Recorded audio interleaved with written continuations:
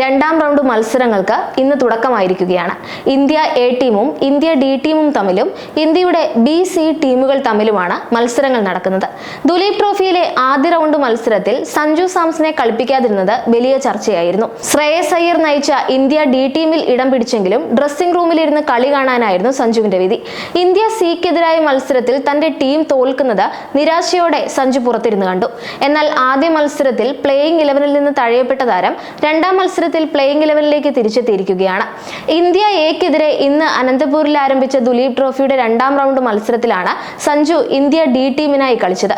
കഴിഞ്ഞ മത്സരത്തിൽ KS ഭരതായിരുന്നു ഇന്ത്യയുടെ വിക്കറ്റ് കാത്തത്. അതേസമയം മറ്റൊരു വിക്കറ്റ് കീപ്പർ ബാറ്റർ ഇഷാൻ കിഷന്റെ കാര്യത്തിൽ വൻ ട്വിസ്റ്റാണ് നടന്നത്. സ്ക്വാഡിൽ പോലും ഇല്ലാതിരുന്ന ഇഷാൻ കളിക്കാൻ ഇറങ്ങുന്നതും കിടിലൻ ബാറ്റിംഗുമായി തിളങ്ങുന്നതും ഇന്ന് ആരാധകർക്ക് കാണാനായി. ദുലീപ് ട്രോഫിയുടെ ആദ്യ റൗണ്ട് മത്സരങ്ങൾക്കുള്ള ഇന്ത്യ ഡി ടീമിൽ ഇടം പിടിച്ചിരുന്ന താരമാണ് ഇഷാൻ കിഷൻ. എന്നാൽ പരിക്കിനെ തുടർന്ന് അദ്ദേഹത്തിന് ഈ മത്സരം നഷ്ടമായി. ഇഷാൻ കിഷന് പകരം Malayali wicket keeper batter Sanju സാംസനെ BCCI ഇന്ത്യ ഡി ടീമിൽ ഉൾപ്പെടുത്തുകയും ചെയ്തു.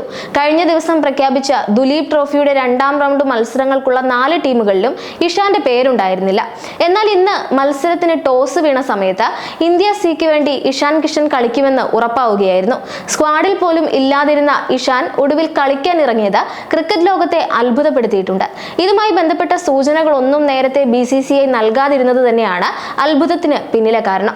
ടീമിലേക്ക് ലഭിച്ച സർപ്രൈസ് ചാൻസ് ഇരു കൈയും നീട്ടി സ്വീകരിച്ച ഇഷാൻ കിടിലൻ ബാറ്റിംഗുമായി തിളങ്ങുകയും ചെയ്തു. ഇന്ത്യ സി ടീമിൽ കളിക്കുന്ന ഇഷാൻ കിഷൻ ഇന്ത്യ ബി ടീമിനെതിരായ മത്സരത്തിൽ 4-ാം നമ്പറിലാണ് ബാറ്റ് ചെയ്യാനെത്തിയത്.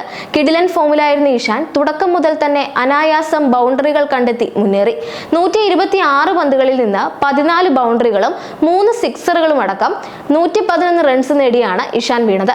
ആക്രമിച്ചു കളിച്ച ഇഷാൻ കിഷൻ 88.1 സ്ട്രൈക്ക് റേറ്റിലാണ് ബാറ്റ് വീശിയത്.